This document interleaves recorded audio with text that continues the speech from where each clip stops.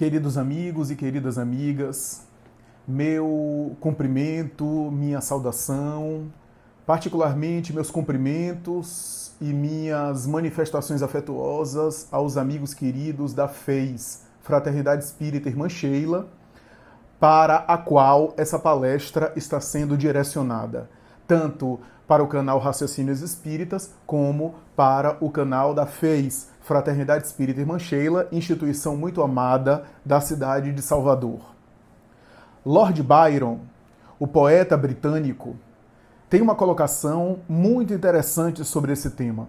Ele vai dizer que tudo aquilo que existe, um dia foi um pensamento. Um dia foi uma ideia.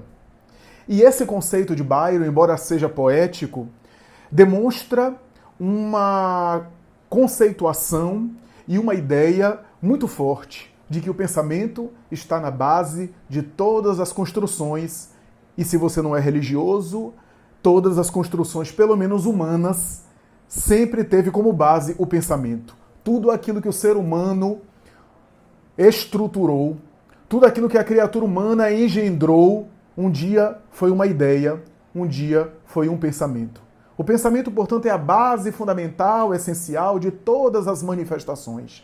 Está no cerne de todas as construções de beleza, de ideal, de cultura, de filosofia, de pensamento ultra sofisticado, mas também o pensamento está na base fundamental também de todo o elemento fomentador do terror, de destruição, de sanguinolência ao longo da humanidade, de mensagem de eliminação dos ideais da vida ou de fomento à destruição. O pensamento sempre esteve, portanto, por trás dessas manifestações mais variadas. É, portanto, um potencial humano de signo aberto, isso é, do ponto de vista ético-moral, o pensamento não é nem bom nem mau. O uso que nós damos a ele é que o torna algo edificante, que constrói a vida, ou algo que fomenta a dispersão e a destruição das esperanças da vida. O pensamento, portanto, é esse vetor de signo aberto. É esse potencial humano que recebe as qualidades psíquicas e simbólicas daquele que o envolve para canalizá-lo em concretização dos seus fulcros iniciais, isso é, e em materialização daquilo que o indivíduo direciona, e o direcionamento dele está subordinado às qualidades morais, às qualidades éticas, às qualidades psíquicas. O pensamento em si mesmo não é nem ético, nem antiético. Ele torna-se ético ou antiético pelos valores que a criatura impregna nele. E isso é interessante porque, nesse sentido, o pensamento está de alguma sorte, o pensamento está totalmente além do alcance do judiciário. E por judiciário aqui eu estou falando de justiça humana. O pensamento é inalcançável pela justiça humana. O pensamento não consegue ser abordado e nem consegue ser explorado, não consegue ser pegado, não consegue ser controlado e nem consegue ser objeto de estudo e de exame do judiciário humano. Não é crime pensar do ponto de vista do judiciário humano. Fantasiar, idealizar, pensar faz parte do ser humano. Ninguém é preso, por exemplo, porque pensou em matar alguém. Pensou em homicídio ou pensou em qualquer crime hediondo. O pensamento, portanto, não é criminalizável dentro da esfera legal, da esfera que nós conhecemos. Isso é interessante pensar, porque isso faz com que, se a gente pensa que o judiciário é impotente e tem limitações para alcançar a criatura nesse sentido, porque se o judiciário pudesse antecipar um crime ao examinar o pensamento, talvez evitaria o crime, ao invés de punir ou de penalizar o criminoso que engendrou o crime. Mas não pode ser assim, porque senão seria uma espécie de controle absoluto do ser humano, totalitário, e uma invasão de privacidade. Mas, por outro lado, pensando ao revés, em contrário, podemos pensar o seguinte, que não é a justiça humana que necessariamente impede a criatura de cometer crime, mas aquilo que ela carrega dentro dela. A depender das condições psíquicas que você tenha, você pode estar em uma situação em que ninguém veja, em que você não está, sorria, você está sendo filmado, mas ainda assim você não faz algo, não é porque tem uma lei que proíba, porque tem uma pena, ainda que haja freios estabelecidos pela lei para conter, para impedir aí a prática de crimes. Mas não é isso que vai fazer você não fazer o crime, mas algo dentro de você dá esse limite para que você não possa fazer aquilo, para que você não possa ir adiante. Então isso é interessante porque isso tem a ver com o mundo mental, com o mundo do pensamento. O pensamento, no entanto, ao passo que é muito fascinante, também é algo muito difícil de ser estudado, de ser explorado. Sempre foi ao longo da história objeto da filosofia. Sempre foi tema da tradição filosófica, que procurou estudar o pensamento e como a criatura pensa, como a criatura funciona, porque ao longo das tradições, ao longo das épocas, a filosofia sempre foi encarregada de refletir, mas também de estudar sobre a reflexão. Por que a criatura pensa e por que a criatura pensa como pensa? Por que a criatura funciona de uma forma? Por que a criatura vê as coisas dessa forma? Qual é o sentido da vida? E por que a criatura quer dar sentido à vida, precisa dar sentido à vida? Essas questões que sempre norteiam aí a prática filosófica dos filósofos, dos pensadores e também dos estudiosos de filosofia. Sempre foi objeto da especulação filosófica o pensamento. Sempre o pensamento esteve na base aí dessas reflexões, né? Como a criatura pensa e por que a criatura pensa o que pensa. Essas são questões que os filósofos ao longo dos tempos aí entabularam, levantaram, tentaram aí dirimir, né? Já que a filosofia é a área por excelência das reflexões, né? A filosofia é muito mais reflexiva do que experimental. Experimental tem a ver com ciência, empírica, etc., né? Ainda que por detrás do método científico há sempre pressupostos filosóficos, né? Perspectivas filosóficas. Por exemplo, a ciência laboratorial experimental tem por pressuposto filosófico o empirismo. Empirismo que remonta aí aos empiristas britânicos, ao positivismo de Auguste Comte, né?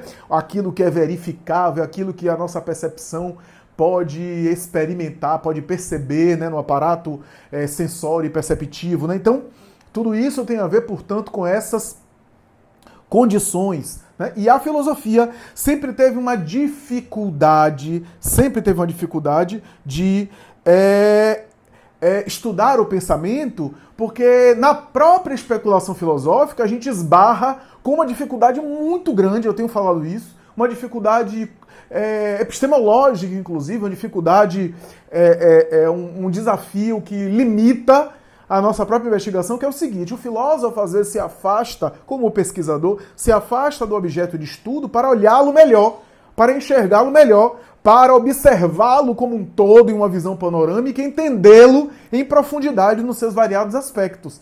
Diferentemente, se ele estiver muito perto do objeto, ele está mergulhado no objeto, ele pode não ver o objeto como um todo. No caso do pensamento como objeto de estudo, a gente já tem uma dificuldade. Porque não dá para se afastar do pensamento para entender o pensamento. Para eu refletir, estudar o pensamento, eu uso o próprio pensamento. Eu uso o meu pensamento para entender o meu pensamento. Olha só. Então isso é uma dificuldade filosófica. Parece um jogo de palavras, mas não é. Então isso também dá uma dificuldade de eu sair da esfera mental para estudar a própria esfera mental. Porque para eu estudar a esfera mental, eu preciso utilizar do próprio aparato mental. Eu preciso utilizar dos mesmos recursos psíquicos para estudar o psiquismo. Então isso é algo que é desafiante. O pensamento, portanto, é fascinante. No entanto, se a gente for ver, o pensamento construiu tanta coisa interessantíssima, extraordinária. Quando eu vejo, por exemplo, a filosofia e os seus pensadores, quando eu vejo a poesia, quanta coisa foi colocada na poesia, que tem por base o pensamento, né? As ideias, os ideais humanos, humanitários, sociais, culturais, filosóficos, religiosos, políticos, esses ideais, né, de bem-estar da humanidade, né, de contribuição em favor do homem, da mulher, do ser humano. Então são ideais humanos que foram elaborados pelo pensamento humano, pelo psiquismo humano. Quando eu vejo um Platão elaborando suas teses maravilhosas, quando eu vejo uma Mahatma Gandhi pensando, quando eu vejo um Albert Einstein, quando eu vejo os grandes teóricos, os grandes pensadores que contribuíram para que a gente tenha uma vida melhor hoje, para que a gente tenha uma melhor condição de vida hoje, graças a esses homens e mulheres do passado, eu não posso me furtar a agradecer a eles e a reconhecer a grandeza e a nobreza do pensamento elevado desses homens e mulheres que contribuíram com beleza, com arte, com espiritualidade e que ofereceram tanta coisa boa, tanta coisa importante, interessante, fascinante para nós. A ciência não deixou de se interessar também pelo pensamento. Primeiro, pela estrutura psíquica. Como é que o homem pensa?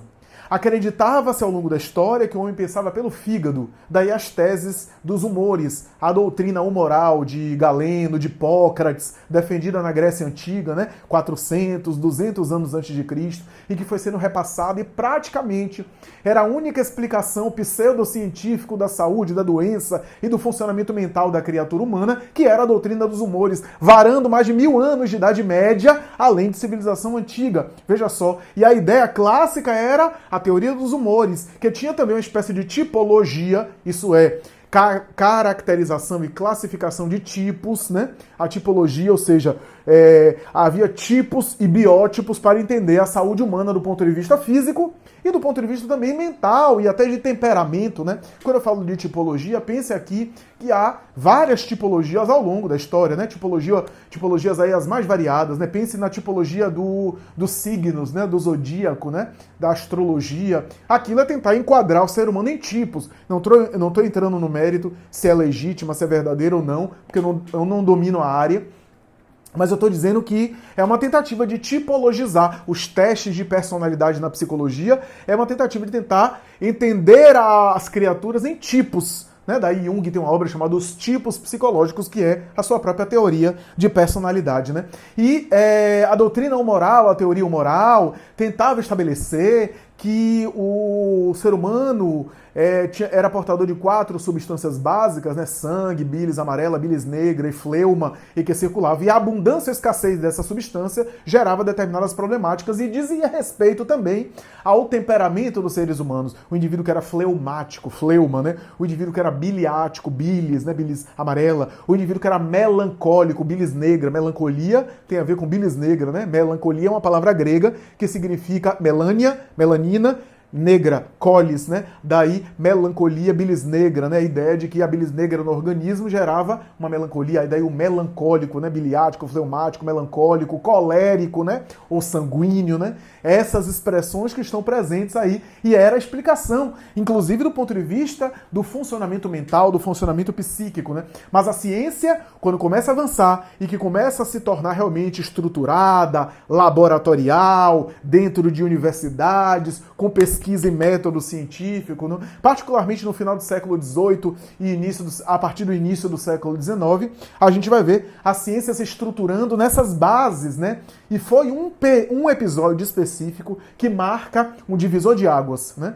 Quando o antropólogo e estudioso cientista Paul Pierre Broca vai estudar um paciente que tinha uma afasia motora, ele não conseguia expressar as palavras. Se perguntasse a ele alguma coisa, a gente sabia, as pessoas sabiam que ele estava entendendo. Por quê? Porque quando Paul Pierre Broca, o pesquisador que avaliava o caso, perguntava, e se ele respondia por escrito, ele respondia entendendo a pergunta.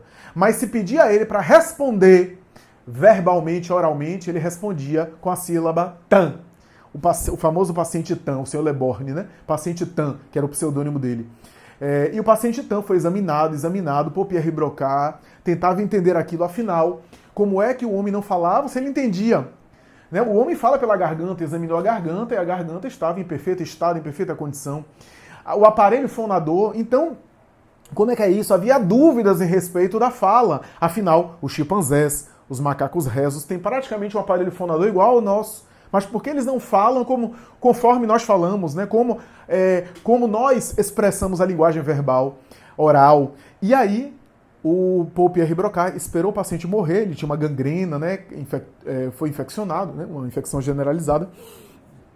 Morreu, fez uma trepanação craniana, retirou o cérebro, examinou e ele percebeu que o cérebro daquele paciente tinha uma leve despigmentação na terceira circunvolução frontal esquerda, ou seja, no hemisfério esquerdo do cérebro havia ali uma área essa que ficou conhecida como centro da fala ou centro de Broca. O centro de Broca era a área, região específica da fala. E ele percebeu que o homem não falava por causa de uma lesão, de uma alteração nessa área. A partir daí, o cérebro passa a ser examinado. Os estudos começam a avançar. Os estudos da frenologia de Gall, por exemplo, e outros começam a avançar e ampliar mais. E aí passa-se a possuir no cérebro, a concentrar no cérebro as grandes manifestações do psiquismo, da saúde mental, do comportamento e também da vida orgânica. O cérebro passa a ser o órgão que é considerado hoje uma glândula, o órgão mais importante do corpo humano. Esse órgão, esse elemento extraordinário, e passa a ser examinado. E aí surgem as neurociências. Claro que na época a neurologia, as neurociências estavam surgindo de maneira bastante incipiente ainda, para e passo, engatinhando nos seus inícios ali, nos seus passos iniciais, e naturalmente que o organismo passa a ser entendido como sendo mantido por esse órgão admirável, por esse elemento extraordinário do corpo humano. O centro de Broca, o centro da fala, passa a ser conhecido e outras áreas passam a ser identificadas pelas neurociências admiráveis. Os estudos avançam e é claro que a partir daí a empolgação da ciência, o entusiasmo científico com essas descobertas, é claro que levou a ciência a um modelo organicista, um modelo exclusivamente orgânico, onde todas as manifestações humanas teriam como base, como causa, o corpo humano, especialmente o cérebro, que passava a explicar um sem número de coisas que até então não era explicado. Foi nesse instante, foi nesse momento, estamos falando aqui da segunda metade do século XIX, que alguns cientistas se levantaram entusiasmados para dizer que o pensamento é uma espécie de suor do cérebro.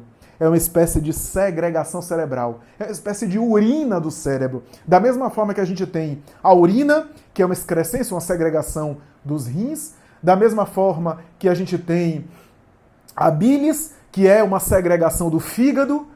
A gente tem, segundo esses cientistas, uma segregação cerebral, que é o pensamento. O pensamento passa a ser uma espécie de suor do cérebro. E a partir daí, fisiologistas materialistas começam a dizer que essas ocorrências mentais, psíquicas e até aquelas espirituais nada mais passam do que uma excrescência do cérebro, o suor cerebral, que era o pensamento. Fisiologistas admiráveis como Cuvier, como Carlos Vogue, como Bouillard, como Cabanilles e outros, Florence, vão se levantar para dizer: nós dissecamos nos laboratórios de anatomia centenas e centenas de cadáveres e nunca localizamos a alma.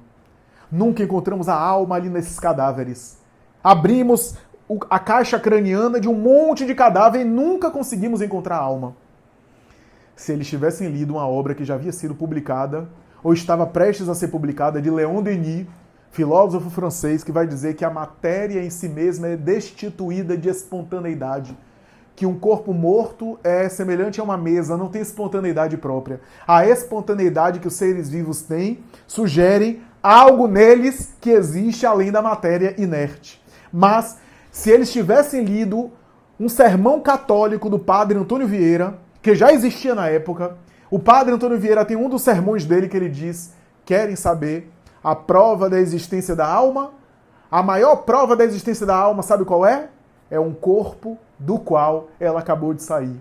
É só olhar e o corpo do qual a alma acabou de sair e vocês terão a maior prova da existência da alma. É nesse momento de entusiasmo científico, é nesse momento de exagero no fanatismo da ciência que nós vamos encontrar fisiologistas e pensadores como Pierre Janet, que gozava de prestígio nas academias, que vai lançar uma obra chamada Le Automatisme Psychologique, o automatismo psicológico.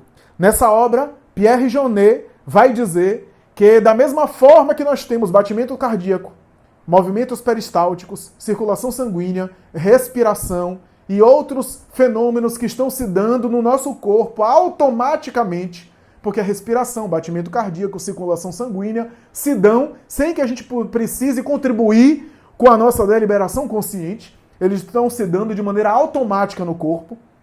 Diz Pierre Janet, devem haver fenômenos semelhantes do ponto de vista psicológico. Fenômenos automáticos do ponto de vista psicológico. E esses fenômenos de automatismo é que fazem pensar que são experiências psicológicas, mentais e espirituais. Afinal, o cérebro é o autor do pensamento, segundo eles. E que, quando o cérebro morre, o pensamento morre com ele. O cérebro, portanto, o pensamento, portanto, é um subproduto cerebral. Essa era a ideia que era vicejada e que era defendida por pensadores como esse. Era a negação de qualquer mentalismo, e por mentalismo aqui eu estou dizendo qualquer questão psíquica abstrata. Por exemplo, qualquer abstração psicológica. Tem muitas abstrações psicológicas que a gente hoje usa. Algumas que são verdadeiras, mas que não são concretas, porque são abstrações. Por exemplo, quando eu falo de depressão. Depressão é uma abstração. Porque a gente não consegue, né, abrir o cérebro do paciente e dizer, olha aí a depressão. Ou não dá para examinar como exame de sangue e dizer assim, não, aí é a depressão. Olha a depressão no corpo da pessoa. Não dá para pegar na depressão. Como a gente fala esquizofrenia, transtorno do pânico. Tem uma série de coisas que a gente fala que são conceitos. Por quê? Porque são um conjunto de sintomas que o paciente relata e que formam aquele conceito. Mas são abstrações, não são concretas. Então, da mesma forma, a gente podia usar aqui uma expressão psicanalítica, né, da psicanálise, da mesma forma que o inconsciente, por exemplo, é uma abstração. Você não abre o cérebro, não vê, não localiza no corpo da pessoa, olha o inconsciente dele.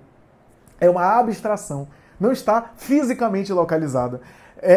É uma questão que tem a ver com observações e com funcionamento psíquico. Então, a ciência organicista daquela época, do século XIX e boa parte do século XX, especialmente no seu início do século XX, negava qualquer mentalismo, qualquer abstração psicológica. Mesmo o mentalismo que seja real, era negado porque não era verificável do ponto de vista laboratorial, do ponto de vista científico, do ponto de vista da investigação dos fatos. E entre esses mentalismos, é claro que a metafísica era completamente rejeitada. Por metafísica, eu estou querendo dizer qualquer conceito, qualquer crença, qualquer ideia que está além do físico, religiosa ou não. E aí, é claro, paranormal ou não, espiritual e para além do corpo físico, essa era a ideia que vicejava. Mas a verdade é que o pensamento, apesar de todas essas resistências, sempre chamou atenção. E chama atenção, inclusive, dos especialistas materialistas.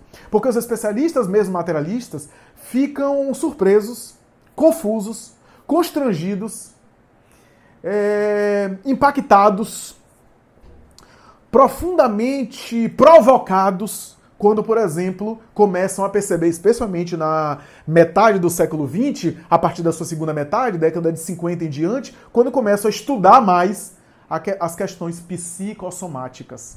Quando começam a avaliar, por exemplo, realidades orgânicas no corpo produzida pelo pensamento. Como é possível algo que não é necessariamente material ou algo que a pessoa pensa, idealiza e que gera no corpo físico uma reação correspondente? Como é que a gente pode entender isso do ponto de vista material? Pesquisadores, especialistas debatiam isso e sempre se deparavam com as questões psicossomáticas de uma forma um tanto constrangedora. Realidades como a pseudociese, a gravidez por autossugestão, a gravidez psicológica. Ficou célebre Maria Tudor da Inglaterra, da corte de Henrique VIII, que teve várias gestações psicológicas.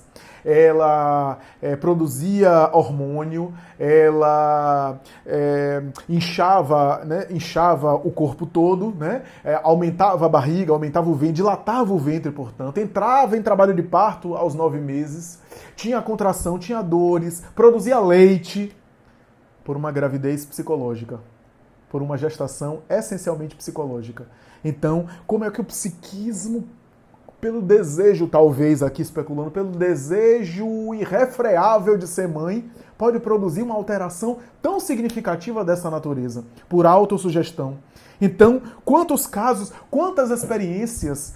Eu me recordo de uma experiência que foi feita nos Estados Unidos com pessoas que entravam no cinema e assistiam filmes de guerra, filmes de droga, filmes pornográficos, filmes agressivos.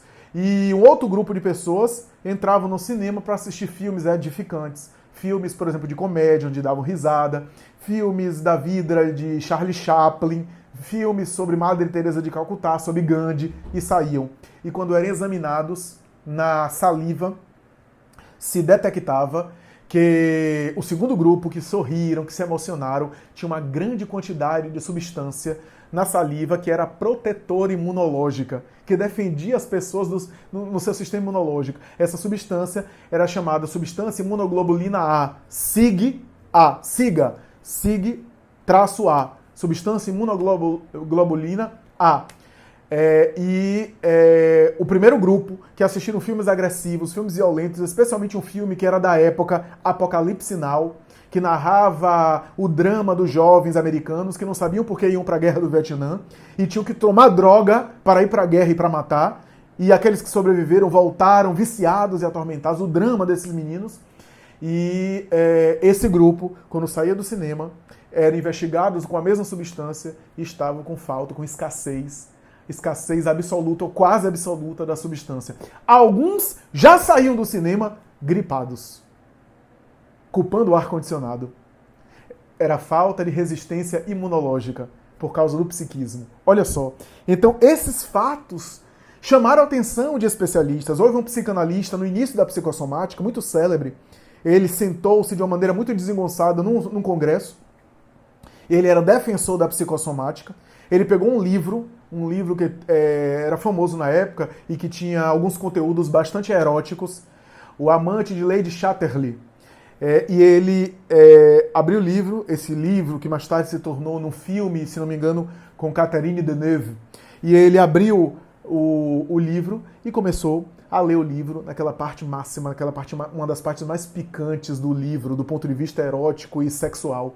E ele leu, até que chegou num clímax e fechou o livro e disse: e aí, o que é que vocês acharam? E as pessoas começaram a dizer: continua a história, a gente quer saber o final, queremos saber. Estavam todos excitados. E ele disse: era isso que eu queria provar. Se apenas numa leitura do livro, se apenas numa leitura dessa natureza eu provoco reações orgânicas em vocês, na área do erotismo e da sensualidade, por que não, lendo coisas edificantes, lendo conteúdos do bem, lendo conteúdos que promovam a paz e a harmonia, eu não posso também produzir reações orgânicas equivalentes ou correspondentes? Ele deu uma resposta extraordinária. Estava, portanto, ali cabalmente demonstrado. E hoje, mais do que nunca, com a tecnologia, com o aparato que a gente tem, com os recursos mais variados que a gente tem, a gente possui hoje uma quantidade, um acervo ainda maior de instrumentos para poder ver a relação entre a mente e o corpo e a influência do pensamento, do psiquismo sobre o corpo. Quantos trabalhos há de, por exemplo, problemas de coluna e quadros emocionais por causa da tensão, e a pessoa começa a ter dores nas articulações, na coluna, né? Quase sempre uma pessoa muito deprimida é uma pessoa que tem problemas de coluna, especialmente a lombar e também a vertical, né? Ou então fibromialgia, né? Um quadro sistêmico e complexo de dores que tem raízes psicológicas, que tem aspectos emocionais importantes. Ou então outros quadros, como, por exemplo, quadros de estresse, onde o cortisol produz aí, cai na corrente sanguínea, já está aí verificado que o cortisol em grande quantidade gera uma reação na insulina e uma produção alterada da insulina que vai gerar obesidade. Daí a pessoa muitas vezes estressada faz dieta, mas não consegue emagrecer. Por quê? Porque o psiquismo. Porque o cortisol caindo na corrente sanguínea se transforma em açúcar, em glicose. Então vejamos que tudo isso está encadeado. Então nós iremos aqui observar essas questões, esses desafios para a ciência que se depararam diante dessas realidades E perguntaria agora, como é que a gente explica do ponto de vista material o pensamento, se o pensamento está produzindo reações orgânicas, se não fosse algo realmente que influenciasse, como é que a gente poderia entender o pensamento apenas como uma urina do cérebro? Olha o que o pensamento, o indivíduo pensa e a depender do que ele pensa, ele produz reações. Como é que a gente pode entender isso? E alguns mistérios científicos até hoje são insondáveis do ponto de vista material. Por exemplo, qual a razão da subjetividade? Eu já falei isso em outra palestra. Qual é a razão da subjetividade? Qual é a explicação material científica que eu posso ter, que eu tenha, para dizer que você é você e eu sou eu? Por que nós, que temos um cérebro tão parecido, que o funcionamento cerebral é tão parecido, por que nós, em termos de temperamento, somos tão diferentes? Temos características tão diferentes? A ciência não consegue responder isso de um ponto de vista coerente, lógico, minimamente razoável. A gente não tem resposta para isso. Quer ver outra questão? O que é realmente a consciência? O que é ter consciência? O que é estar consciente de algo? A ciência não sabe ainda responder. A consciência ainda é um mistério. Antônio Damasio, neurologista português, um dos mais respeitados do mundo, lançou uma obra chamada O Mistério da Consciência, 500 páginas. E depois que você lê toda a obra, que ele faz um levantamento bibliográfico, uma revisão de literatura, é um homem genial, extraordinário, materialista. E ele, no final da obra, depois que conclui a obra, ele vai concluir que a consciência é um mistério mesmo. Que a consciência é um mistério e que a ciência não tem resposta para muitas coisas. Então, nós vamos encontrar, portanto, esses desafios interessantíssimos. Quer ver outro desafio, outra questão que a ciência não consegue ainda responder?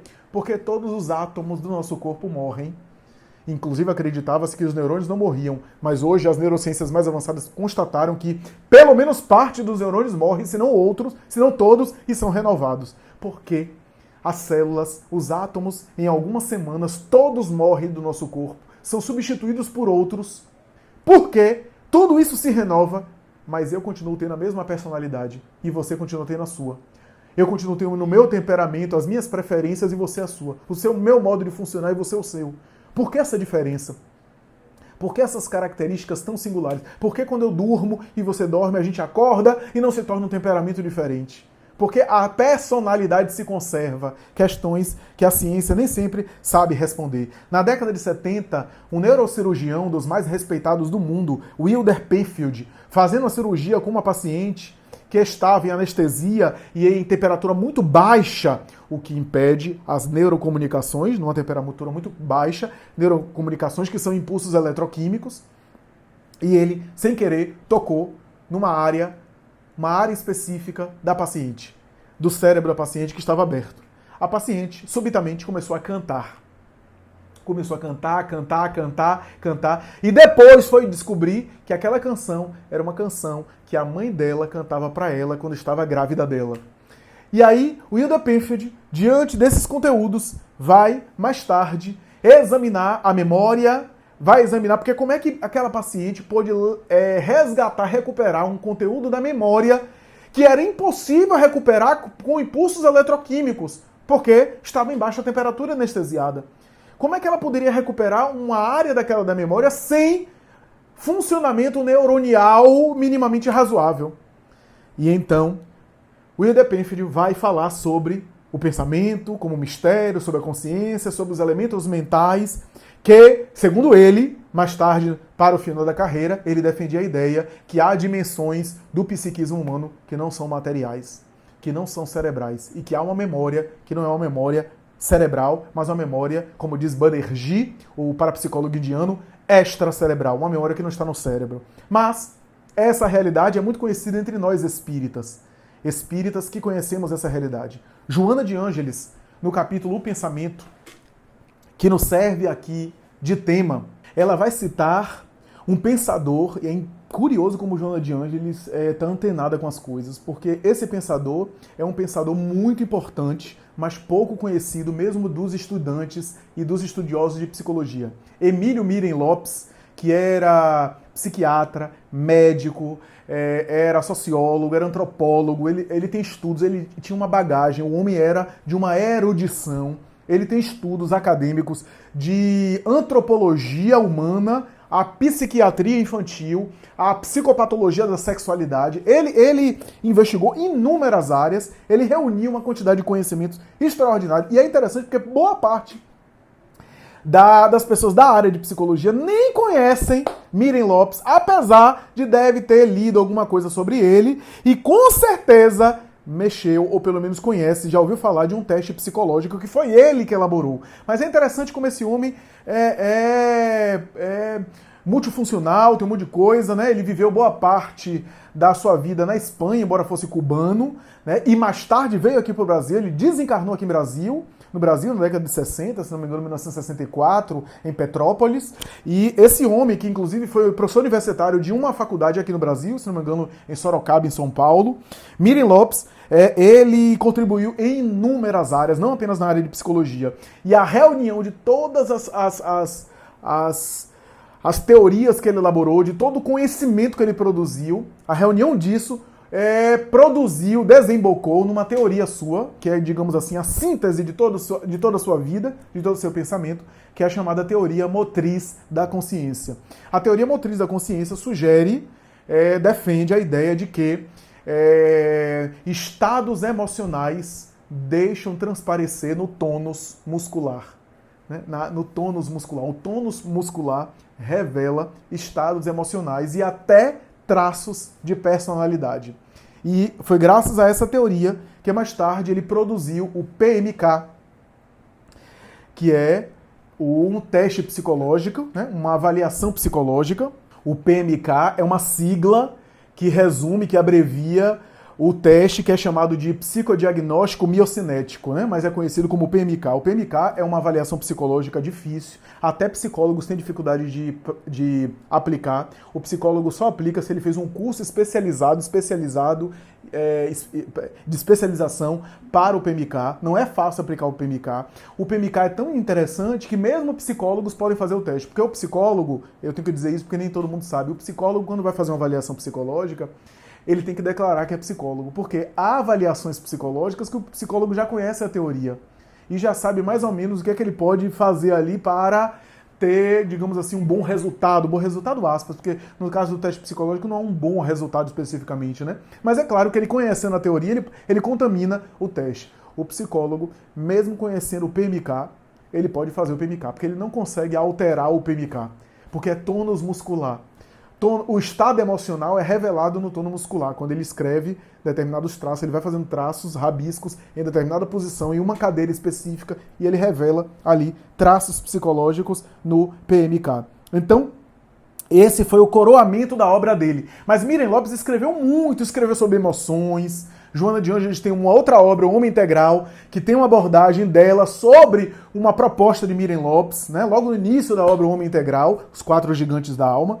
Mas aqui a gente vai examinar a questão do pensamento. Joana de Ângeles cita que Miren Lopes se interessou muito pelo pensamento e entendeu, embora materialista, ele não era religioso, espiritualista, mas ele entendeu que o pensamento tinha uma dinâmica evolutiva, que o pensamento evolui, o pensamento humano evolui. E quando ele fala isso, ele olha para as civilizações e a humanidade e percebeu que o pensamento humano vem evoluindo.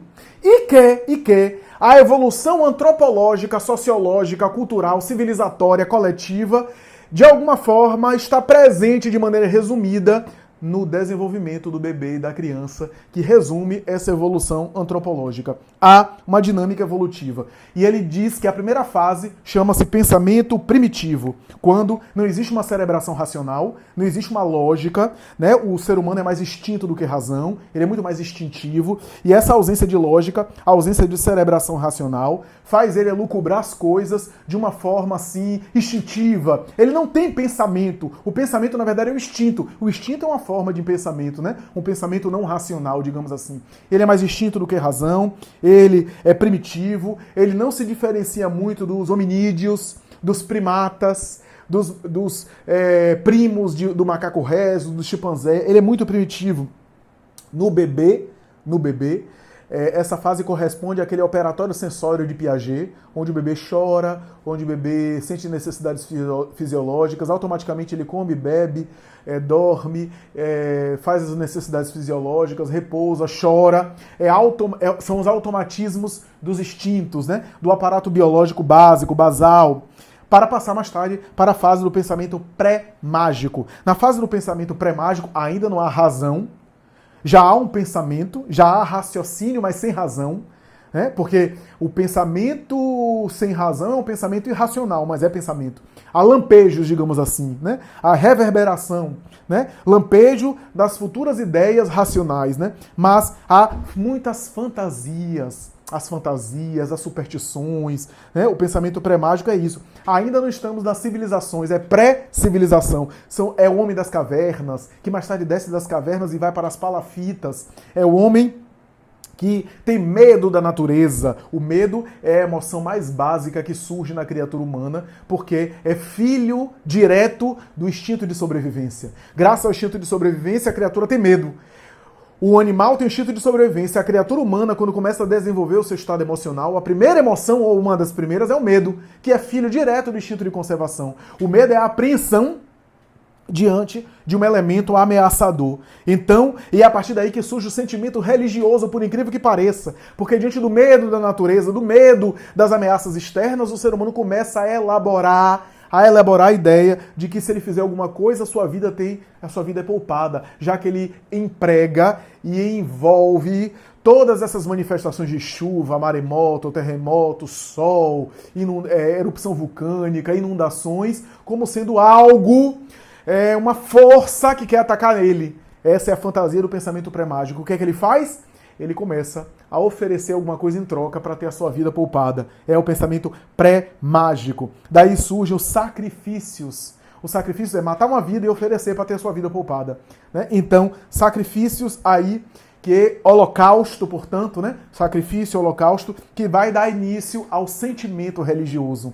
Tanto é que a palavra sacrifício é sacro ofício, ofício sagrado, a ideia de algo sagrado, de algo espiritual, sacrificar uma vida para ter a sua vida poupada. Talvez porque ele via na selva, na floresta, na natureza, que quando ele estava sendo perseguido por um leão, por um leão pardo, por um animal feroz que poderia devorá-lo, ele matava um outro animal e oferecia, e o animal era saciado. Então esse sentimento religioso está na base ali do medo que vai desenvolver, que vai desembocar nos sacrifícios religiosos, sacrifício de animais, sacrifício de seres humanos, sacrifício de vegetais. E aí tem todas épocas, né? A época da litolatria, adoração das pedras. Na estágio da fitolatria, adoração dos vegetais, a zoolatria, os animais sagrados e assim por diante.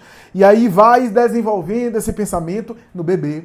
Corresponde àquela fase inicial das fantasias, onde o bebê não tem muita ainda cerebração, mas ele começa a raciocinar com o mundo e começa a estabelecer fantasia. Quando a mãe e o pai saem de perto dele, ele chora porque acha que eles deixaram de existir. No psiquismo da criança pré-mágico, a mãe e o pai, especialmente a mãe, a figura materna, quando sai da visão dele, é como se deixasse de existir e como se não voltasse mais. Não tem a ideia, não tem o raciocínio da reversibilidade, da mesma forma que foi, vai voltar. Uma hora que desapareceu da sua percepção, não volta mais, desapareceu e ele se encontra em desamparo. Então, essa é a ideia pré-mágica, até passar para um terceiro período, um período chamado pensamento mágico, onde as primeiras civilizações começam a aparecer.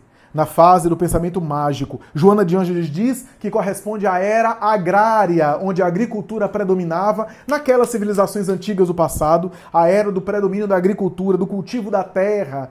E a partir do cultivo da terra, as oferendas ao sagrado, aos sacrifícios. Então oferecia alguma coisa ao sagrado para a deusa da agricultura, para a chuva, para que as pragas não tomassem conta da agricultura, e surgiria o politeísmo. O politeísmo já faz parte do pensamento mágico. Já é, digamos assim, uma fantasia mais elaborada, mais sofisticada, mais construída, já tem uma certa racionalidade nessas fantasias e, naturalmente, que nessa era de oferendas e deuses, de politeísmo, surge também a mitologia grega, a mitologia romana. A mitologia faz parte do período mágico.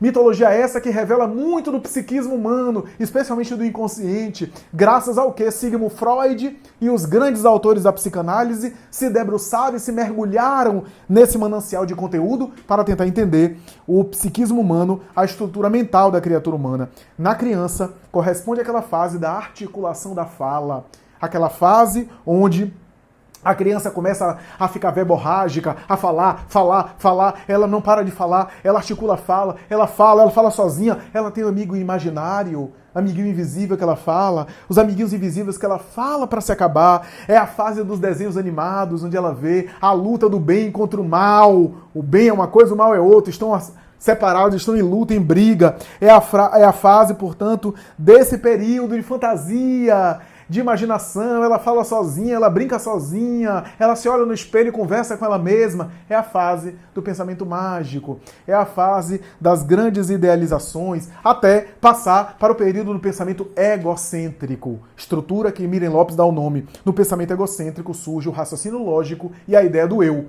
Agora eu tenho noção do eu tenho noção de mim mesmo em relação ao mundo, e essa noção do eu vai estruturar civilizações, as grandes guerras, onde uma civilização quer predominar sobre a outra, a ideia do eu predominar sobre o outro. O pensamento egocêntrico, nós somos o centro do mundo, né? Nas culturas, nas civilizações. É a era também da filosofia, porque nesse momento é a era em que o pensamento mágico já não é suficiente para explicar.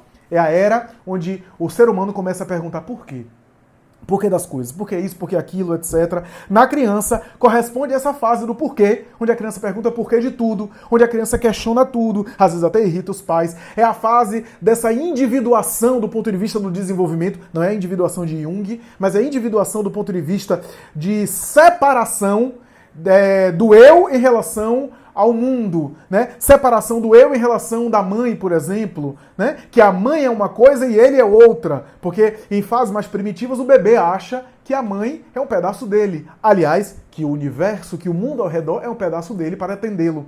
Na fase do pensamento egocêntrico, há uma espécie de separação da criança com o mundo. Ela percebe o que é ela e o que é o mundo. E para afirmar isso, é a fase também que a criança diz não muito. Não, não, não. Porque a fase do não, do ponto de vista psicológico, é a fase de tentar negar o mundo para se afirmar, para se separar, para se diferenciar. É um processo de individuação do ponto de vista do desenvolvimento. É o processo em que a criança quer se afirmar e se separar. E para se separar, tem que ser diferente. Tem que se afirmar de maneira diferente. Tem que dizer não. É a fase do ponto de vista civilizatório coletivo em que há uma reação, uma postura de reação em relação ao coletivo, ao mundo, e uma predominância do eu. Até chegar no último período, a quinta fase, que ele chama o pensamento intuitivo. Nessa fase do pensamento intuitivo, nessa fase específica, surgem sentimentos humanitários, surgem aspectos e repertório emocional que vai além do raciocínio lógico. O raciocínio lógico não dá conta de tudo, vai além da lógica. Né? Por quê? Porque os sentimentos humanitários vão além da lógica. Justiça é uma questão de lógica, porque a justiça diz o seguinte: eu quebrei isso que é seu, um celular que é seu. Qual é a justiça? Eu dar o dinheiro correspondente ao celular, ou eu te dar outro. Justiça é lógica. É lógica. Recompor, igual. Ser justo é distribuir de maneira igual. É equalizar a diferença. Isso é justiça. Né? Então, se você prejudicou alguém, você então compensa essa pessoa, indeniza essa pessoa com aquele prejuízo que você fez, correspondente. Isso é justiça. Mas tem coisas que vão além da justiça. Jesus dizia, né? Se a vossa justiça não for maior do que a dos escribas e dos fariseus, não entrareis no reino dos céus. Por quê? Perdão, por exemplo, não é uma questão de justiça. Porque perdão, eu fui ofendido, você não tem como me compensar e eu lhe perdoo. Perdão vai além da lógica. Perdão vai além da justiça. Porque justiça tem a ver com merecimento. Justiça é, eu fui prejudicado, eu mereço, por justiça, ser recompensado. Mas perdão é, alguém me agride, ele não merece o perdão, mas eu dou. Perdão, portanto, vai além do merecimento. Perdão é uma atitude que não tem a ver com merecimento, porque se a pessoa merece o perdão, já não é perdão, é justiça.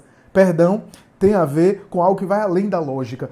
E aí, é claro que Miriam Lopes vai falar também que o indivíduo transcende. Mas quando ele fala transcende, não quer dizer espiritual não, tá? Ele fala transcende no sentido que ele vai além de si mesmo. Alguém, por exemplo, como um músico de uma orquestra, ou um pianista que está tocando, quando ele está ali envolvido na sua arte, ele é mais do que ele mesmo. Um maestro que está regendo a orquestra e que está ali conectado com aquela música, conectado com toda a orquestra, se emocionando, indo além dos seus limites, transcendendo o seu limite. Está como se fosse assim, fundido, né? Fusionado, está em fusão com o todo, com a música. Já é ele a música, ele é a música ao mesmo tempo, ele é a orquestra ao mesmo tempo. Esse é um sentimento de transcendência. Alguém que está apaixonado por alguém. O apaixonamento faz a pessoa transcender de si mesmo. Vai além de si mesma em relação ao ser amado, ao objeto de apaixonamento. Então, tem a ver com isso. E Miriam Lopes conclui dizendo que ainda é uma fase desconhecida, que tem muita coisa do pensamento intuitivo que ele não sabe, que ele não conhece, porque a gente ainda não chegou lá. A fase egocêntrica representa na criatura humana aquele momento do ser adulto, racional, lógico, profissional. Mas a fase intuitiva é um momento que sabe lá se a pessoa vai desenvolver isso. É uma fase, portanto, ainda desconhecida da criatura. É uma fase, portanto, que Miriam Lopes vai dizer que tem muita coisa que a gente não sabe como é que vai dar, que ele não sabia dizer como é que essa fase do pensamento intuitivo é, de maneira completa. Ele só sabe que tem esses elementos, mas imagina que tem coisas que talvez ele não saiba, que é só avaliando futuramente para entender melhor, porque o pensamento intuitivo de Miriam Lopes está incompleto. Joana de Ângeles completa o pensamento de Miriam Lopes. Vai dar sua contribuição e vai complementar dizendo que, a princípio, ela diz que essas fases convivem juntas. Não é assim, não. Você passou do pensamento mágico, ou do pré-mágico foi no mágico, você não tem mais nada de pré-mágico. Você passou do pensamento mágico para o pensamento egocêntrico, ou o pensamento lógico. Quando você passa, você não tem mais nada de mágico. Não, é bem assim.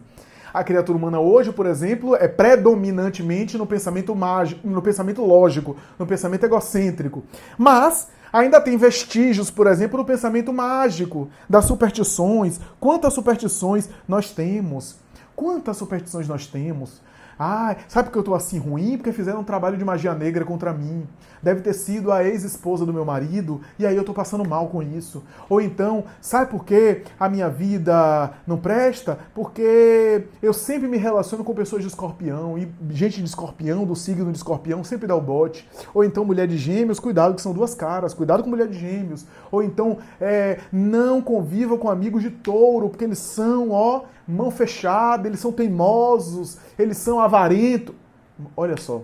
Então, se a gente for estabelecer, eu não estou entrando no terreno da astrologia, porque eu não entendo, eu não domino, e é claro que há pessoas que entendem melhor, que podem discutir melhor. Eu estou dizendo de maneira simples que atribuir, isso sim, atribuir o nosso destino, a nossa vida, num caráter fatalista, porque eu não me dou bem nos relacionamentos amorosos, porque eu me relaciono com pessoa de signo tal, porque eu sou muito emocional, porque eu sou de câncer, ou sou de peixe, que sou muito sonhador, ou sei lá o quê, ou eu não tive sucesso material, porque eu sou aquário, que vivo no mundo da lua, ou sou de Áries, que sou assim, o assado.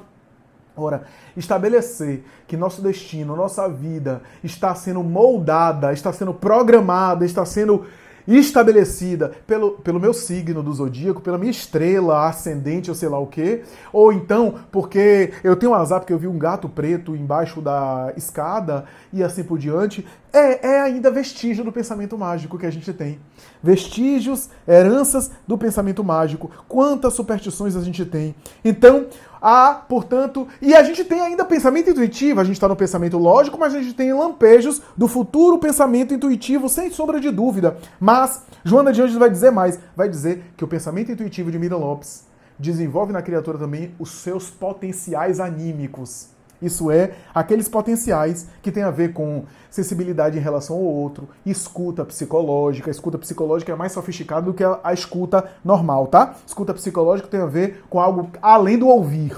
A escuta psicológica, a alteridade, a inteligência emocional, a capacidade de colocar-se no outro e também, não apenas o tato psicológico, mas também a sensibilidade paranormal. Seja paranormal no sentido de anímica, os próprios potenciais anímicos, meditação, concentração, mergulho interior, como também os potenciais espirituais e paranormais. E além disso, o desenvolvimento da espiritualidade, que vai além da religiosidade. André Luiz, na obra Evolução em Dois Mundos, vai dizer que ao longo da evolução do psiquismo, a gente automatizou algumas coisas. Lembra do automatismo? O automatizou algumas coisas, automatismo de batimento cardíaco, etc.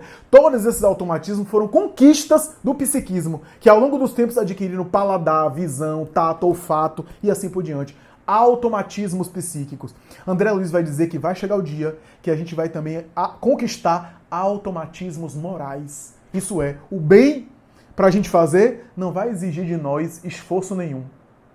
Não vai exigir paciência, não vai exigir de nós esforço nenhum. A gente vai ser naturalmente paciente. Perdão, tolerância, vai ser natural. A gente vai irradiar isso. E André Luiz vai dizer que quando isso acontecer, a mão esquerda não sabe o que a mão direita faz. Por quê? Porque a mão esquerda e a mão direita não contam, não contabilizam. Você fica contando as batidas que o seu coração dá? Você agora, enquanto você está assistindo essa palestra, você ficou contando quantas vezes o seu coração bateu? Você conta quantas vezes você respira ao longo dos tempos? Você não conta, você não fica anotando.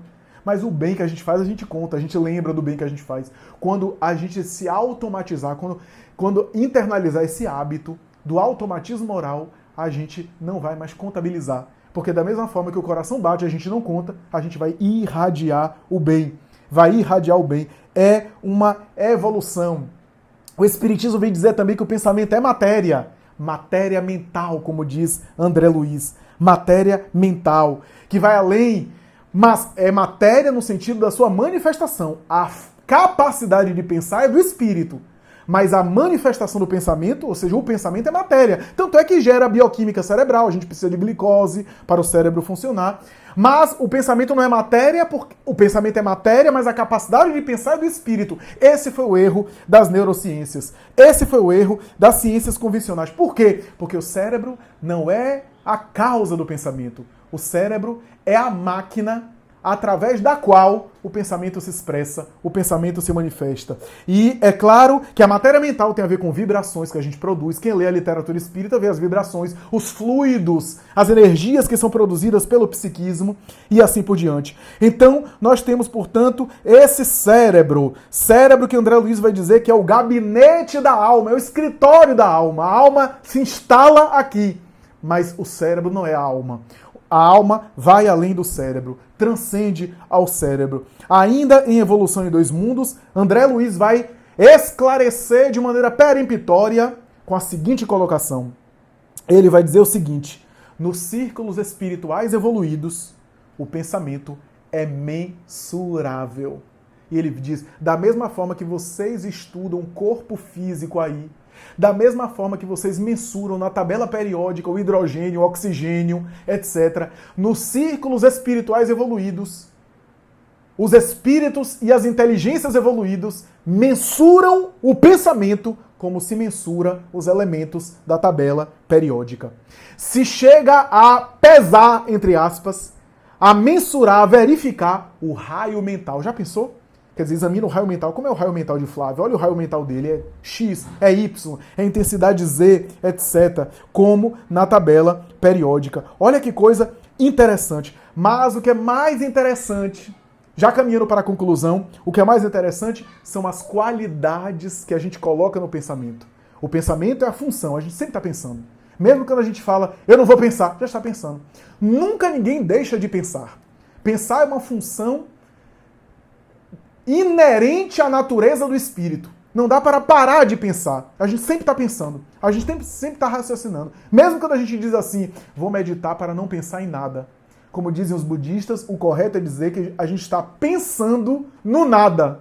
Pensando no nada. E o nada não existe. Então a gente está pensando em algo, mesmo na meditação, mesmo esvaziando a cabeça. Então, nunca a gente vai deixar de pensar. E se a gente não consegue parar de pensar, porque é uma função do espírito por excelência, é necessário preparar, é necessário trabalhar para pensar em coisas boas. Porque se não pensar em coisas boas, vai pensar em outras coisas. É a natureza, e essa natureza forma a nossa própria natureza. São as qualidades do pensamento, mas mais do que isso. Os elementos morais, que são essas qualidades que a gente coloca no pensamento, emprestam ao pensamento características particulares. Quem lê a obra de André Luiz, as suas 16 obras, especialmente aquelas que narram as reportagens no além, e também Filomeno de Miranda, vai ver as pessoas irradiando as suas características específicas graças ao seu estado espiritual, emocional e moral, em que irradia o tônus do seu pensamento para dizer como é que estão. Então o pensamento tem cheiro, tem cor, tem características. Então o pensamento do perdão, da caridade, cheira bem, tem uma irradiação psíquica, né? Um aroma agradável, cores agradáveis. E o pensamento do ódio, da agressividade fede, é denso, irradia, mal-estar, fica pesado o ambiente. Então, essa ideia está expressa, por exemplo, na obra de André Luiz. Para concluir, permitam-me aqui citar um caso que está no livro No Mundo Maior, já citamos várias vezes, o caso de Cipriana, quando André Luiz e a equipe, com seu benfeitor, seu líder, está examinando um quadro de esquizofrenia, uma situação grave, uma situação terrível, né? Ali está, inclusive, um drama do passado, né? Uma situação de mágoa em que o obsessor, que foi, se não me falha a memória, o enteado daquele sujeito, volta para obsidiá-lo. Né? O cérebro do sujeito, André Luiz olha, está todo coberto de uma irradiação cinzenta e densa, e o obsessor ali do lado, um caso clássico de esquizofrenia, a obsessão ali espiritual também colaborando, né? E gerando mais desarticulação. Na verdade, foi a obsessão espiritual que foi desarticulando o cérebro ao longo dos anos e gerando adoecimento e produzindo mais tarde o diagnóstico de esquizofrenia, né? Porque se há quadros psiquiátricos que são exclusivamente psiquiátricos, há também quadros que são, na verdade, produzidos por ação e assédio espiritual e que mais tarde produziam um diagnóstico psiquiátrico por causa da desarticulação do sistema nervoso. Ali estava um quadro específico. E aí, André Luiz e a sua equipe, né, chegam, dão um passe, fala com o obsessor se sensibiliza um pouco, mas recalcitrando, fala com o encarnado ali, que está ali adormecido, com medicamento psiquiátrico ali adormecido, dá passe, faz, e aí a coisa alivia, o ambiente fica melhor, os vínculos psíquicos do obsessor com o obsidiado enfraquecem, e aí o instrutor disse assim, André, acho que é Calderaro, André, o que a gente podia fazer, já fizemos. Aqui, o que a gente podia fazer, já fez. Agora, a gente vai chamar alguém que tem mais capacidade do que a gente. E aí chamou Cipriana, a Cipriana chegou. André, nesse caso, precisa de alguém que já ame de maneira intensa. Olha o automatismo moral, já irradia. Já não tem dificuldade para amar. O amor dela não era um amor assim que eu tenho gestos de amor. Né? Eu tenho gestos de amor que a gente faz. Né? Gestos de caridade, gestos de bondade. Por isso que a gente trabalha na casa espírita. Por isso que a gente trabalha no social, distribuindo sopa, distribuindo mingau, distribuindo comida, distribuindo cesta básica, a doação do medicamento, a doação da palavra também, né? O trabalho com a palavra. Tudo isso é o quê? São gestos de amor, são gestos de bondade para eu exercitar isso. É uma espécie de musculatura espiritual. É uma espécie de exercício para que um dia essa bondade seja internalizada em mim. No caso de Cipriana, ela não precisava fazer gestos de amor. Ela já irradiava amor. Então, quando ela chega no ambiente, André Luiz já se assusta com a luz dela. E Calderal diz, nesse caso aí, o que a gente podia fazer, a gente já fez. Mas a gente precisa de alguém que ame. Alguém que ame profundamente. Porque quem ama, vai mais. A gente tem as técnicas, tem os recursos. Não é que André Luiz e Calderaro não amassem. Amava também. Amava. Mas amava com sentimento de solidariedade, de bondade, né? Fazia gestos de amor. Né? Mas era diferente do estado íntimo de Cipriana. Cipriana já estava numa condição diferente. O capítulo do livro No Mundo Maior é a força do amor. Ela chega, se aproxima, cumprimenta discreto, humilde, sem se exibir, sem se colocar na condição de máximo. Pelo contrário, muito modesta, cumprimenta a todos, vai. E aí chega perto do obsessor. Quando o obsessor vê ela não precisa nem falar muita coisa. O obsessor desaba em choro, se abraça as pernas dela, começa a dizer que ela era a Mãe Santíssima, era Maria de Nazaré. Ela disse, não, eu não sou a Mãe de Jesus. Tal era para ele aquela grandeza. E diz, meu filho, por que isso? Pega ele no colo, pega o obsessor no colo. O encarnado se desdobra, sai do corpo no sono. Ela pega o encarnado também, bota no colo também. O encarnado chora, diz que é Maria Santíssima, que estava diante de um anjo. E ela conversa com um, conversa com o outro, os dois se emocionam e pronto, resolve o caso. Resolve o resto que tinha para resolver. E aí Calderaro ora para André Luiz e diz assim, sabe qual é a nossa diferença para ela? É porque a gente tem gestos de amor, mas o amor dela já está internalizado. O amor dela já é o automatismo moral, já irradia, já vibra. Sabe o que isso quer dizer? Que ela já vibra, já irradia pelo psiquismo, olha o pensamento, pelo psiquismo, constantemente um raio mental que a gente precisa se esforçar para, de vez em quando, atingir. André, deixa eu lhe dizer uma coisa. No caso de Cipriana, a gente ajuda ele com um sentimento de solidariedade, com um sentimento de afetuosidade. Ajuda os dois, mas a gente ajuda de um ponto de vista um pouco mais distante. Ela ajuda e trata eles como se fossem filhos de sangue dela. A postura dela de amor com eles é como se fossem filhos dela. Essa é a diferença dela para a gente. Olha só. Olha só. E isso é construído ao longo dos tempos. E por isso, meus amigos, eu quero concluir com a conclusão de André Luiz. André Luiz vai dizer que o pensamento, no fundo, é a continuação de nós mesmos. É a continuação de nós mesmos. Portanto, se o pensamento é a continuação de nós mesmos, a gente sempre pensa no pensamento assim: eu penso e aí me comporto. E é verdade, tem isso.